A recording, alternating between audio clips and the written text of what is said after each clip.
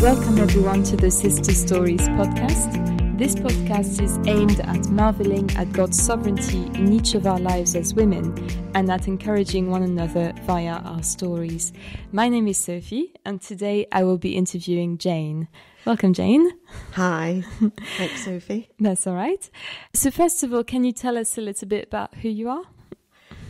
Right. Well, I've been at Cornerstone for about 5 years, but I've actually been a Christian for 40 years. Wow. That's a bit scary to recognise. But so I was actually born in Cardiff, and that's where I spent most of my early life until I was in my 20s. Moved to North Wales and got married and have stayed there until 2017. Wow. Okay. You have children as well? Or? Yes, yeah. I've got 3 grown-up children, 2 girls who are at Cornerstone as well, married, and also a married son in the USA. Wow. Okay, great. So we're going to be talking a little bit about your story and your journey to knowing Christ. But to start us off, could you tell us a bit about your family background, where you grew up, what it was like? Yes. So, as I said, I was born and brought up in Cardiff. My dad was a baker, and I've got 2 brothers, and we lived above the flat, above my dad's business. I had a very, very happy childhood, and I was very close to my family as we were growing up. And did you grow up hearing the gospel, going to church? Or? No, not at all. My parents were nominal Church of England, which didn't really mean anything. We went to christenings and that was it. But interestingly, my mum decided to send just me to have confirmation classes at the local Anglican church down the road. And so I went along and got through, was confirmed, learned all the stuff, did a bit of praying, but it really didn't mean anything to me significantly at that time. I just then stopped going to church, went through all my secondary school, not interested, and then went to university in Kiel. Came back to Cardiff after that and got my first teaching job. Still living the life. The things that were more important to me than anything were my friendships, my social life, my work was important to me, and I didn't really think beyond that. Although obviously I had this childhood experience of praying to God, so I was still aware of that He existed, or thought that He existed. Yeah, that was it. That's really interesting. I wonder why your mum picked you in particular to go to the confirmation. Yeah, I've no idea. I think part of it was because I had quite a close relationship with my mum, and I think if I was to say, was my mum or my dad more interested in spiritual things, it was my mum. So I think maybe it was that just mother-daughter I see. thing. Yeah. Oh, that's interesting. So you said you were quite close to your family. Yes. I guess that was one of the things that you really cared about. So I guess following what your mum said was, part of... Yes, it was quite important to me. Yeah. Oh, that's great. And so how long were you teaching for? In Cardiff, I was teaching for 4 years. And as I say, my life had its ups and downs in various ways.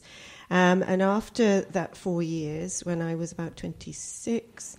I had a real desperate desire to move away from Cardiff, because I was living at home, obviously in a school where I was in quite a sort of a settled job. But basically, in my heart of hearts, I knew I wanted to get married, I wanted to have children, I wanted to settle down, and things like that weren't happening for me, and I'd found people very disappointing, and so I thought, right, let's just move on. So I applied for a job, which was in a place called Wrexham in North Wales, which if anybody knows that part of North Wales, it is not the most exciting place to move to. But I was very excited about this job. And when I got it, that was, I thought, right, this is my way of escaping the humdrum rut that I'm in. I see. I'd like to add at this point that on the staff of my school in Cardiff was a Christian who her name was Jo, and she was actually called Holy Jo. She knew that. She was, she had a good sense of humour. But she got alongside me and was just my friend. And I never really considered that her faith was something that I would want to have for myself, but I was really enjoying having her friendship. And so I see that as actually part of a little link along the way to my becoming a Christian, because she just showed me acceptance. She didn't push anything at me, but I knew that she had a very strong belief in Jesus Christ. So, Wow, that's really interesting. I wonder what your perception of the church was from your exposure as a child to going to church and meeting maybe people there, and then meeting this Christian. Was there a conflict between the way you viewed Christians and the way she was? Or absolutely. I grew up with a very strong feeling that you had to be good. That you had to be a good person, and God wouldn't be interested in you if you were not, and you would have some sort of punishment. And my experience of going to church as a child was that it was very cold, not just physically, but people were not welcoming. It was in the days when we had pews and these little kneeling cushion things, which are really uncomfortable. So my memory of it was just being cold and uncomfortable and not having friends. But I wanted to complete the course, so I did it. I see. So very much a tick box exercise, really. Yes. Okay. And so I wonder, how did you then come to hear the gospel, or did you go to church again? What happened next? Right. The next stage was that, so I went from my Cardiff job into my Wrexham job, and Jo's sister, Claire, was living near Wrexham. So Jo, when she knew that I'd got the job, she said to me, Jane, what do you think about going to stay with my sister Claire in North Wales while you're looking for somewhere permanent? Yes. So I thought, great, I'll do that. But I didn't know that Claire was a Christian, and that Claire was going to a Bible-believing church in a place called Deeside in North Wales. So I went up there, very happily settled in with Claire. And then, obviously, when the first Sunday arrived, she said, Jane, do you want to come to church? And I thought, well, there's no harm in that. I've been to church, I'm confirmed, I'm okay, I can go to church, it's not going to it's not going to affect my life. So that was the basis on which I started to go. And because I was living with Claire, I continued to go for, weeks that turned into months. Wow. Right. Okay. And was it, again, you just going along because you were invited, or was there something that drew you to actually committing to the church? Well, if I'm honest, the minute that I actually started to go, there was a huge battle that went on inside my head. Because, yes, I went along because, just keep, don't ruffle the feathers, just go along, it's going to be fine, I'll be out of this place soon, so it'll be okay. But the minute that I actually heard the gospel for the first time, I knew that God had got other ideas, and I had this battle because I really, really didn't want to change. But I also knew that God was a real factor in my life that I had to take into account. Wow. And I remember thinking, I don't want God first. I want to sort out my life first, and then I'll think about God. And I remember just struggling because I desperately wanted to move away. I wanted to get away from this thing that was going to entrap me. But there was also that calling out to God and shouting at him and saying, look, I don't want to change my life. I want to have an easy life. I want you, but I want an easy life. And as time went on, I realised I got it the wrong way round. Yeah, that's really interesting. We have to, we can't do anything of ourselves. He has to come and find us in our circumstances, doesn't he? And break that pride of hanging on to what we have already. Yeah. And so we knew that you are now a Christian. So how did that change then, that perception of God? What brought you to actually believing in him and committing to him? Well, Sophie, I wouldn't actually say that I was a Christian at that time. The next stage in this whole process was that I had really, really been trying very hard to find a flat for myself. So I did find one eventually, which was about 10 miles away. I thought, great, I'm moving away. And I actually went as far as putting a deposit. I've paid my first month's rent on this flat, thinking, yes, this is the time to escape. And it was really at that point that I felt so anxious. I felt so much that I just felt troubled, and I couldn't work out what it was that was troubling me, because I knew, yes, this was my reason to escape. But also I'd started to build relationships. I'd obviously been hearing the gospel regularly. Yeah. And there was always this tension between what I'd begun to see as the right path and the path that I was wanting to go. Yes. Anyway, it got to the day before I was to move out. And I had it was a Sunday, and it was the most terrible day. I can remember just feeling so low that I was actually going to leave all of this. And so I made a snap decision that day to say, I'm not going to go. Forget about the rent. Doesn't matter. I'm just going to stay. And that was the point at which I recognized that God is my Father, that I actually had a real relationship with him. But I still wouldn't say that I was a Christian. Okay. So why would you say you were not a Christian at that point? Because the next few months were, obviously I'd settled into the church, but I was absolutely torn by my own self-judgment about my life, what I'd done, what I was doing, how I lived, how other people lived. I was looking at them and I was thinking, you're not being very good. And so I was still entrenched in this salvation by works. I see, yeah.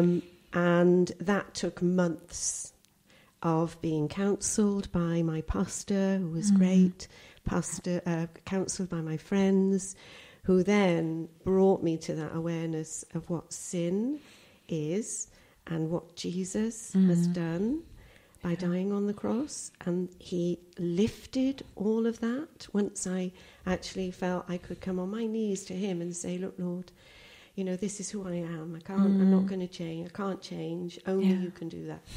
So that was when the peace came. Wow. It's very interesting to see that, in a sense, you seem to have experienced it first. Yes. And then understood what was actually going on. And I think that's really highlights to me, and probably to others, the need for a really strong Bible-believing church here to support you through grappling with these things and understanding them, really, understanding why it's so hard to let that flat go, and or to follow the right path, as you said, actually. That's really interesting. So obviously you're not in North Wales anymore. You're here in Kingston. So can you tell us a little bit what happened in the next few months and years? Right. So I stayed at the church in Deeside for the next good few years, actually, and I got married in a couple of years after I joined the church to my husband Rob, and we then went on to have our 3 children. And for the next 15 years or so, things were fine, but my husband was in a very high-pressured job at the time, and it was we are of a generation where mental health was not really considered as something that you would want to admit to, actually, mental health issues. So my husband started to find pressures of work very, very hard indeed, sufficiently to make him seriously ill with it. And so in 2008, he actually committed suicide.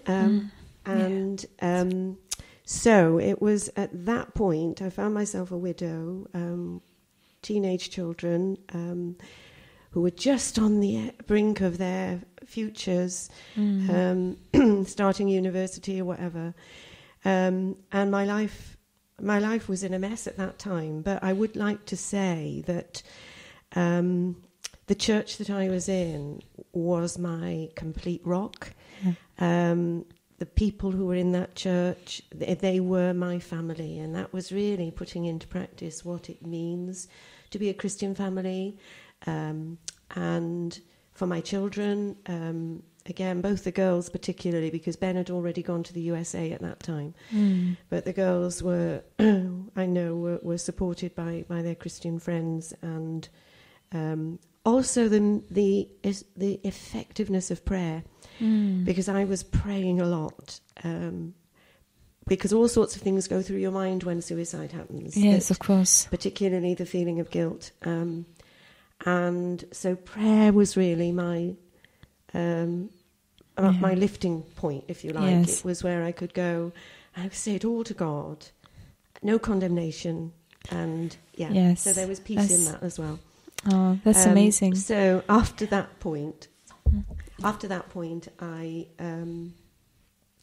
when the girls, Beth had actually moved down to Surbiton at that point because she'd met James, and not long after that, Mim moved down for a job. So I was in North Wales without my girls around, and I thought, maybe this is an opportunity that I need to take to move down to be nearer to them. So that's 2017. That's when I did it. Oh, that's great, and that's how we've got you in Cornerstone, isn't it? Yes. Yeah, that's great. Family reunion, lovely. It's always great to hear how church comes together and supports people going through difficult circumstances, and sometimes it can be something fairly small and short-lived, or sometimes some very serious things. So it's great to have that testimony of yours, to see the testimony of the church coming to support you at that time. That's amazing. Thank you for sharing that with us. I know it's not easy necessarily.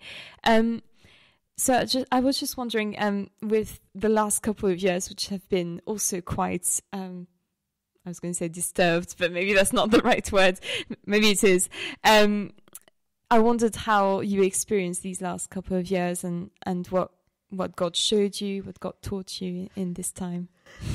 Right. I was slightly worried about this question because obviously being an older lady, my life is in a different season where lockdown did not mean as significant a thing as it might do for somebody younger in work with young children, etc. And my heart goes out to all of those. But so my life, although we were in lockdown, I was always living quite quietly anyway. I've got dogs, so I was out walking every day anyway, normality. I was in a bubble with Beth and the children, so I had those precious things that I could obviously stay in touch with.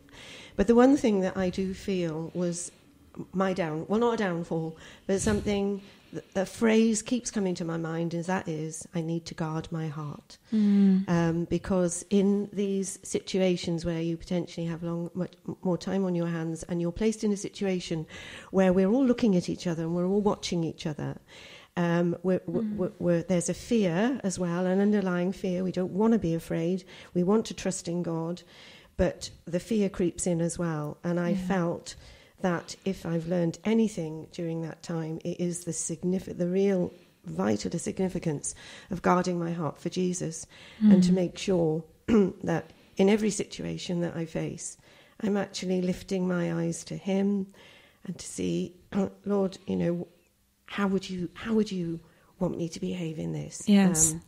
So guarding my heart, that's really precious, isn't it? And I think we've all had very different circumstances. Some of us have had very little disturbance to their lives, and some of us have had a lot of disturbance. And I think that's absolutely right, to really keep ourselves centered on God. And and it's harder to do when you're not meeting in person with the church as well, I'm sure. Yes. Yeah. Definitely. Right. And to finish with, Jane, if there is any lesson that you have learned maybe in your life that you would like to share with younger Christians, what would you say? Well, I've got two things, actually, if that's okay. That's all right. The first thing is that I found that all through my Christian life, that when I've been part of a church, to get involved, to actually start to do things at the church, not in a do-gooding sense, but just to get involved and to get to know people has been really, really helpful for me. Mm.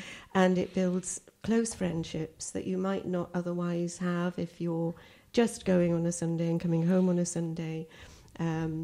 So that would be my one point. Yes. And the other factor that's really, really been important to me over the years is that I've had a Christian friend. It's not always been the same friend, but somebody who's been more mature in the faith than I have, who I could go and talk to and who would give me sound counsel based on God's word.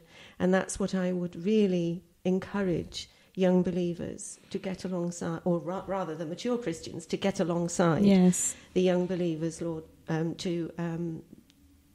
just to be that support and that strength because of their experience and their faith in the Lord.